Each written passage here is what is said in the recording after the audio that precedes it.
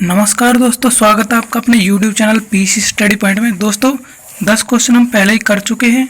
अगर आपने वो नहीं देखे तो उसका जो लिंक है जो मैं डिस्क्रिप्शन में डाल दूंगा, आप वहां से उसको देख सकते हो। क्वेश्चंस को वेरी इंपॉर्टेंट है और हमेशा यहीं से जो CTET के लिए जो क्वेश्चन पूछे जाते हैं इसी में से पूछे जाते हैं। ये जो क्वेश्चन है ये प्रीवियस ईयर के जो क्वेश्चन पेपर है उनमें से लिए गए हैं और NCERT बेस्ड है।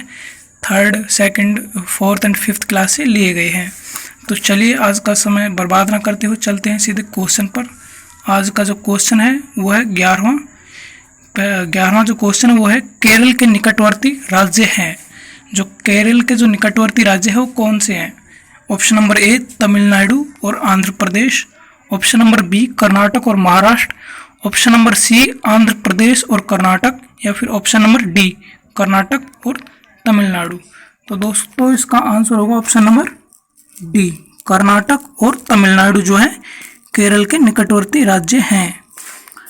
क्वेश्चन नंबर 12, निम्नलिखित में से हमारे देश के किस राज्य के अधिकतर लोग नारियल के तेल में पकी हुई समुद्री मछली खाना पसंद करते हैं? क्वेश्चन नंबर 12 है, निम्नलिखित में से हमारे देश के किस राज्य के अधिकतर जो लोग हैं नारियल के तेल में पकी हुई समुद्री मछली खाना पसंद करते हैं? Option number a Goa, option number b Mizoram, option number c Jammu और कश्मीर, या फिर ऑप्शन नंबर डी बिहार। तो दोस्तों इसका आंसर होगा ऑप्शन नंबर ए गोवा। जो गोवा के जो लोग हैं वो नारियल के तेल में पकी हुई समुद्री मछली खाना पसंद करते हैं।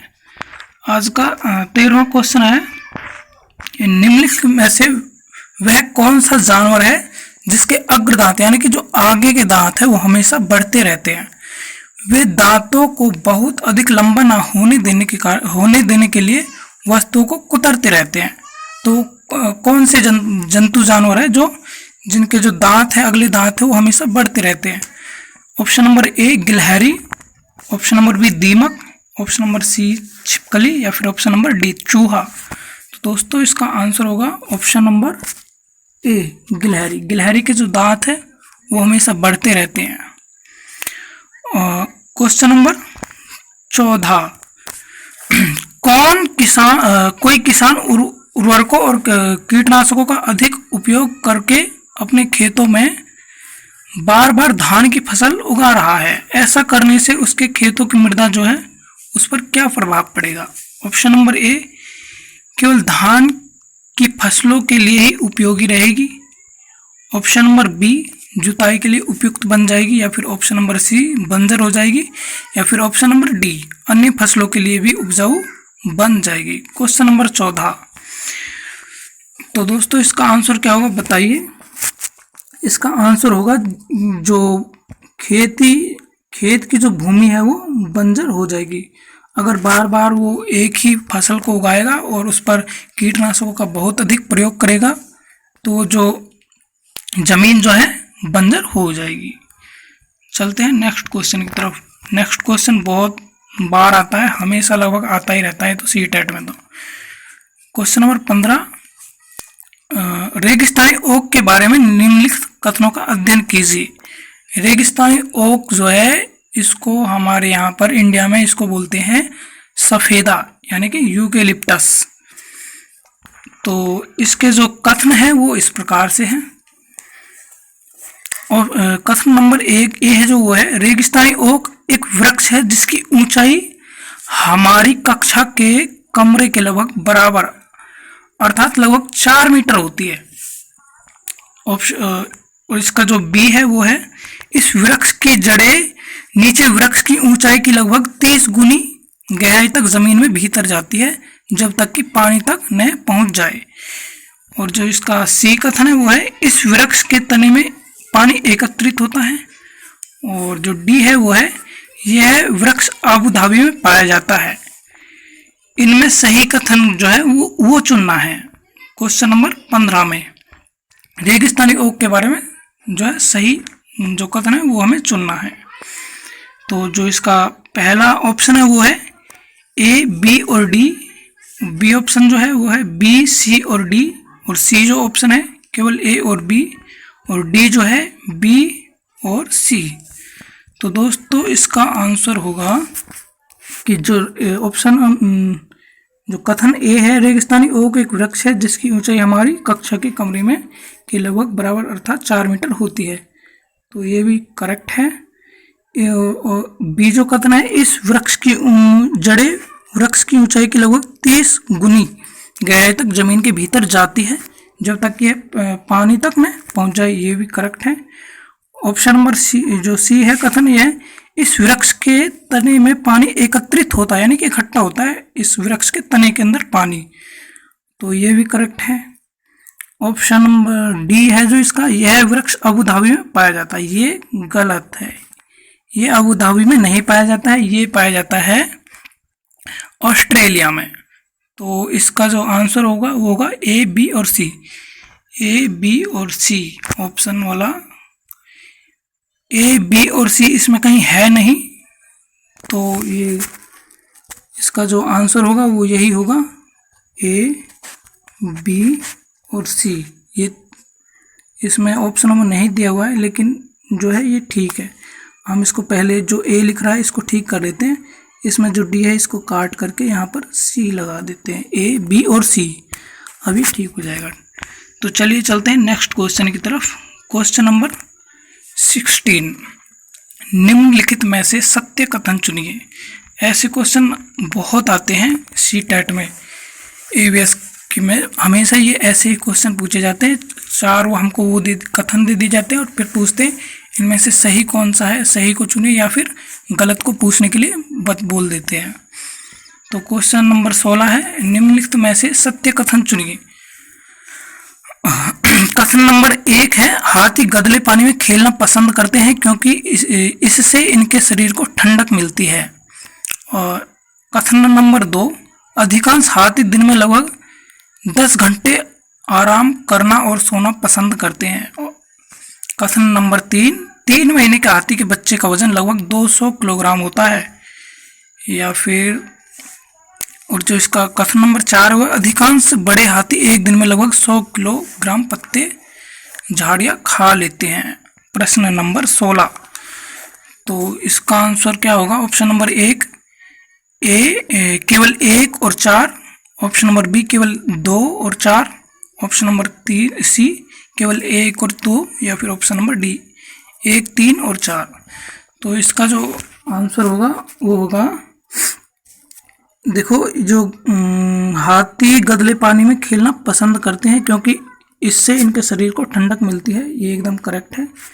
अधिकांश हाथी दिन में लगभग 10 घंटे आराम करना और सोना पसंद करते हैं, ये गलत है क्योंकि हाथी सिर्फ दिन में 2 घंटे सोते हैं। और इसका जो तीसरा है कथन, 3 महीने के हाथी के बच्चे का वजन लगभग 200 किलोग्राम होता है, ये भी करेक्ट है। और चौथा है, अधिकांश बड़े हाथी एक दिन में लगभग 100 किलोग्राम पत्ते झाड़ियाँ खा लेते हैं, ये भी एकदम करेक्ट है। तो इसका आंसर हो जाएगा 1, 3 और 4, यानी कि डी। जो इसका करेक्ट आंसर होगा डी। चलिए नेक्स्ट क्वेश्चन तरफ चलते हैं। प्रश्न नंबर 17, मधुबनी चित्रकला के बारे में सही कथन चुनिए। जो मधुबनी चित्रकला है इसके बारे में सही कथन चुनना है। इसका जो पहला कथन है वो है, इन चित्र जो मधुबनी चित्रकला है, इन चित्रों को बनाने में नील, हल्दी, फूल, पेड़ों के रंग आदि का इस्तेमाल किया जाता है। ऑप्शन कथन नंबर 2 बी, इन चित्रों में इंसान, जानवर, पेड़, फूल, पंछी, मछलियां आदि दिखाए जाते हैं। कथन नंबर सी, यह लोक चित्रकला बहुत पुरानी है और इसका नाम मधुबनी नामक स्थान के नाम पर पड़ा। और जो डी है जो इसका कथन वो है, मधुबनी राजस्थान का एक अति प्रसिद्ध जिला है। तो इसका आंसर क्या होगा? प्रश्न नंबर 17 ए, सी और d, option number b a, B और डी, या फिर option number c b, c और डी, या फिर option number D A, B और सी। प्रश्न नंबर 17 एक बार ध्यान से पढ़ लीजिए आप प्रश्न को, प्रश्न नंबर 17 को।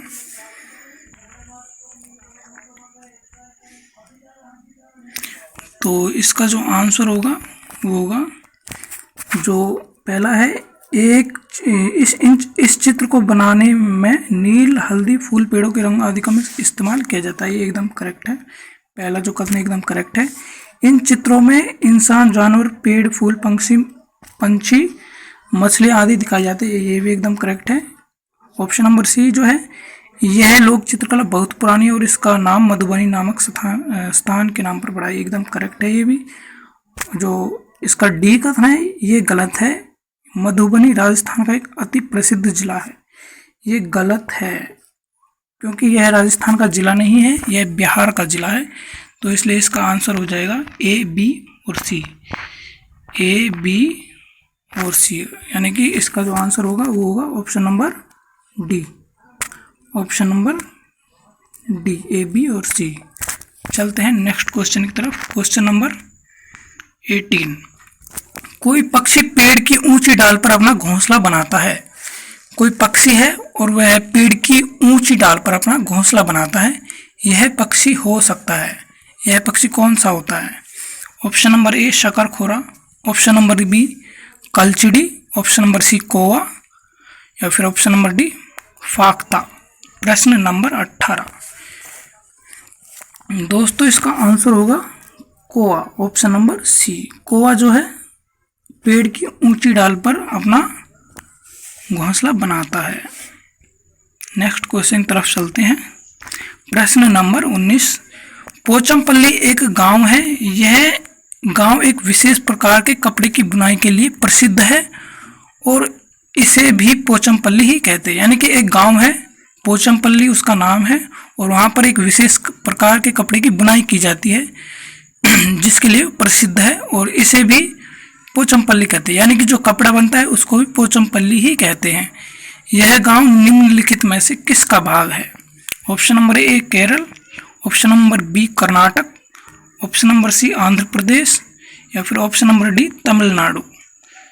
क्वेश्चन नंबर 19 का जो आंसर होगा वो होगा आंध्र प्रदेश। पोचमपल्ली जो गांव है वे आंध्र प्रदेश के अंदर है। प्रश्न नंबर 20। अबू धाबी के विषय में सही कथन चुनिए। तो पहला कथन है ए, यह रेगिस्तानी इलाके में है। कथन नंबर बी, अबू धाबी में पानी जो है पेट्रोल से महंगा है। या फिर सी, यहाँ की स्थानीय भाषा अरबी है। और जो डी है इसका कथन वो है, अबू धाबी की जो मुद्रा है उसको दिनार कहते हैं। तो जो पहला है, जो इसका जो पहला है ये एकदम करेक्ट है। जो अबू धाबी है वो रेगिस्तान इलाके में है। और बी है फिर, अबू धाबी में पानी पेट्रोल से महंगा है, ये भी करेक्ट है, ये भी करेक्ट है। सी जो है, यहाँ की स्थानीय भाषा अरबी है, ये भी एकदम करेक्ट है। ऑप्शन नंबर डी जो है ये गलत है क्योंकि यहाँ की जो अबू धाबी की जो मुद्रा है उसको दिनार नहीं कहते हैं, उसको दिरहम कहते हैं। तो इसलिए ये जो ऑप्शन डी है ये गलत हो जाएगा। तो इसका जो एग्जैक्ट आंसर होगा वो होगा ए, बी और सी। ए, बी और सी, यानी कि जो इसका जो आंसर होगा वो होगा ऑप्शन नंबर डी, ए, बी और सी। चलते हैं आज के लास्ट क्वेश्चन पर। Question number 21। आज का ये लास्ट क्वेश्चन है। अगर अभी तक आपने चैनल को सब्सक्राइब नहीं किया तो चैनल को एक बार सब्सक्राइब ज़रूर कर लीजिए। लास्ट का क्वेश्चन है, कुछ जानवर रात में जागते हैं। ये जानवर हर चीज़ को जिन रंगों में देखते हैं वे हैं। अर्थात कोई जो जानवर होते हैं जो रात में जागते हैं उनको हर चीज़ें किस रंग में दिखाई देती है। जैसे उल्लू है, उल्लू जो है इस उल्लू को हर चीज़ें किस रंग में दिखाई देती है। मतलब जो रात में जागने वाले जानवर हो जो होते हैं उनको चीज़ें किस रंग की दिखाई देती है। ऑप्शन नंबर ए, बैंगनी और नीला। ऑप्शन नंबर बी, हरा और पीला। ऑप्शन नंबर सी, काला और सफ़ेद। या फिर ऑप्शन नंबर डी, लाल और संतरी। तो इसका जो एग्जैक्ट आंसर होगा वो होगा ऑप्शन नंबर सी, काला और सफ़ेद, ब्लैक एंड वाइट। जो रात में जो जानवर जागते हैं उनको सिर्फ ब्लैक एंड वाइट ही दिखाई देता है। तो ये थे हमारे आज के क्वेश्चंस जो कि मोस्ट इम्पोर्टेंट है, हमेशा यहीं से क्वेश्चन पूछे जाते हैं। चैनल को सब्सक्राइब कर लीजिए। मिलते हैं नेक्स्ट वीडियो में, तब तक के लिए जय हिंद, जय भारत।